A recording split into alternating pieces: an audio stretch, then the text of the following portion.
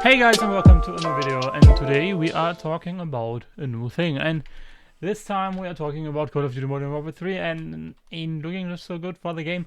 But as you might have seen in recent time, so at recording of this video, the game right now sits at a Metacritic score of, I think, 53.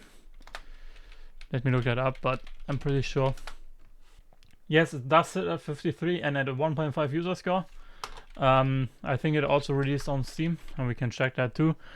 But I think on Steam and on Steam it sits right now at a cozy 29%.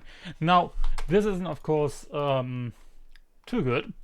It's far-fetched from good, but let's just shortly break down why this game is good and just my thoughts about it. So also the payoff that the MW3 campaign is giving is apparently not nearly as deserving as Modern Warfare 2019 and Modern Warfare 2 from last has been working towards.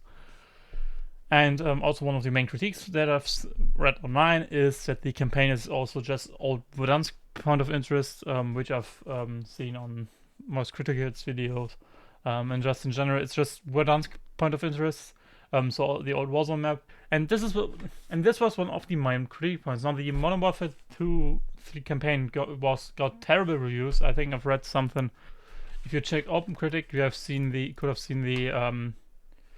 old reviews of the game, and even sites like IGN gave it a 4, which is I think the weakest Modern Warfare, the weakest Call of Duty campaign ever, according to reviews. Even GameSpot gave it a 5, and then if you know GameSpot is right with a bad review, then you know you fucked up. Now this brings us also to the multiplayer. Now the multiplayer, the main thing that I've seen is that it has terrible spawns, and you might have seen videos like this. I've found this on Reddit, on Twitter, and you might have seen stuff like this. So this is classic spawn trapping. It's just people just spawn at the same point, and this is, I think, also a really this is also a really weird thing, because I haven't played old Modern Warfares, but what I've heard, I did play Modern Warfare 2. So the last Modern Warfare 2 and the Modern Warfare 2 from 2009. What I've known is that the old Call of Duty games, the way the spawns worked was, so the game would always look for the spawn that is furthest away from action, so you don't get spawn killed immediately, so you can just prep a bit and walk around a bit before you see enemies. And this is what it doesn't do. It just has a set spawn, and no matter how many enemies are there, you get killed. It's okay if this happens, in my eyes, on stuff like I forgot the map, but the really small one on the container ship that was last year on a container ship. That's okay, because it's just the chaos, the flow of the map. But in the end of the day, this isn't acceptable. This shouldn't happen in a game, in a modern video game, and especially not in one of the biggest games each year with FIFA and stuff. Now, the next thing that I've seen is the armory unlocks, and I've seen it on Ordinary Gamers on Buddha on his Twitter account. And it's again this video, and I've just screenshotted it if you can see it. So apparently the armory unlocks are locked behind challenges, like the daily challenges, and you can only do 3 of them each day. And this is of course so that player counts are being held up over a longer time, because if you have to if you have to play the game each day to unlock new stuff, player count from the launch day is hold on to longer over a couple of years than over a couple of months rather. And this of course reads good to investors, because you can say, hey, our game is being played for 5 months without an interruption at like 50,000 people, but it's only because people have to make these challenges so they can unlock their items. And this is of course still a terrible game decision. It is just to stretch the gameplay time longer. Now what I've seen is that Modern Warfare 3 apparently isn't being able to be opened without opening Modern Warfare 2. Modern Warfare 2 is now the Call of Duty HQ, I think, and now they fixed this, I think, but now you can't open Warzone without opening Modern Warfare. I think you probably can still download it, and you can probably still download it just for Modern Warzone. This, of course, the thing that they just patched, it proves a point in that this game is just clearly full price DLC disguised as a game, as a full release. Now, Activision denied these claims, obviously, because they don't want to cannibalize their sales, because they know if people think this and know that this is DLC, they will not buy this. Why would you pay $70 for a DLC? And this is, of course, also so that the average Joe that just plays on his PlayStation 2 hours a day or after his 9 to 5, so he just buys the Call of Duty thinking it's a fully new game. Now, this is actually contrary, and is now nearly 2 years ago, so at the beginning of 2022, Bloomberg published an article, so Jason Schreier, and remember, Jason Schreier is the same guy that last Wednesday predicted that GTA 6 will be announced this week, and he was right. So he said that Call of Duty 2023 will be skipped the first time in 20 years back then, and this, of course, again will prove that this was planned a DLC. Now, Tom Henderson then in 2023, in February of this year, published an article on his own personal website, Insider Gaming, that the game was going to be a fully fledged game with the beta, with the pre-release campaign, and all of that.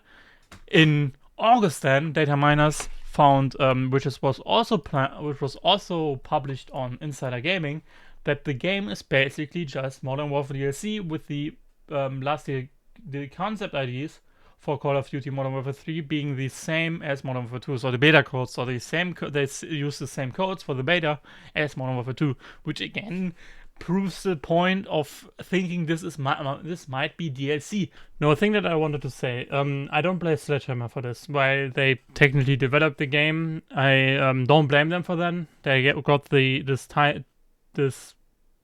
tight time frame. They got the crunch. It was Activision's decision to make this a $70 game and not to publish it as a DLC and aggressively say that this isn't supposed to be a DLC.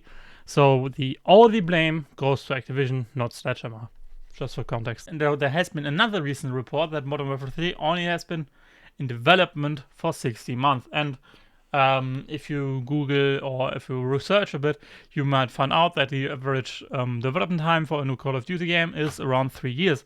So even they only have half the time to develop a fully fledged Call of Duty. You can see that in a campaign that is only using points of interest from Verdansk, because they probably didn't have time to build extra areas for the campaign, so they had to reuse stuff from Verdansk, which also fits because the game was developed by Sledgehammer, who made a second version of Verdansk for Call of Duty after Call of Duty Vanguard. This obviously proves that a 60-month development time again proves that this is a DLC.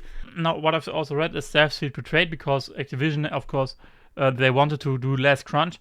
This comes, of course, of the scandal that we had, the controversy that we had a couple years ago with Activision Blizzard, and of course of their crunch and their toxic work culture, which this is, of course, a bad look, because again, this comes to my final conclusion now. Why did Activision make this? Money! Of course, but the first thing that I thought about maybe is to kill Sledgehammer Games, because Sledgehammer made World War II and Vanguard, so and I think both weren't too well received.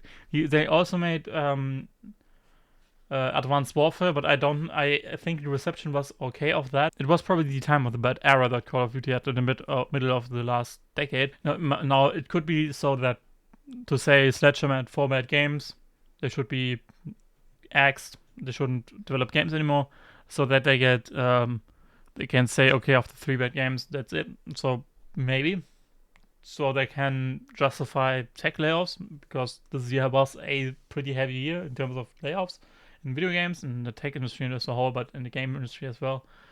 I think we are right now at over 6,400. It could be that it again changed. Let me check. No, we are at 65. We are at 6,500 now. So there was 100 added since my I don't know how long, since my gaming industry video. And this is actually where I wanted to say something, because don't buy this game. I know a big part of Call of Duty gamers are just casuals who just want to play one game, to just after work, want to chill, play some Call of Duty, and that's it. And I understand that, and I think it's okay, but first of all, have been so many good games that have been coming out this year that you can play that are way more worth your 70 hard-earned dollars or euros or whatever country you are from. I think this is the best part to point to vote with your wallet, because if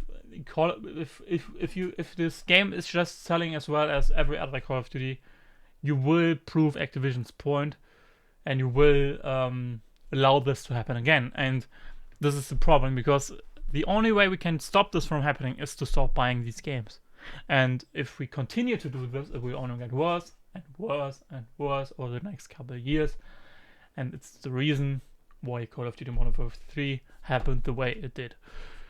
Now, I want to hear your opinion, of course, in the comments below. I hope you had a fun time in this video where we go over Call of Duty, where we go over Call of Duty and why I think it should deserve, why you shouldn't buy it, of course, and just the whole story of how this game failed over the last couple of years and couple of days. And leave a like, leave a comment, subscribe, share it with your friends if you have it. Would make my day, and I'll see you soon. Bye bye.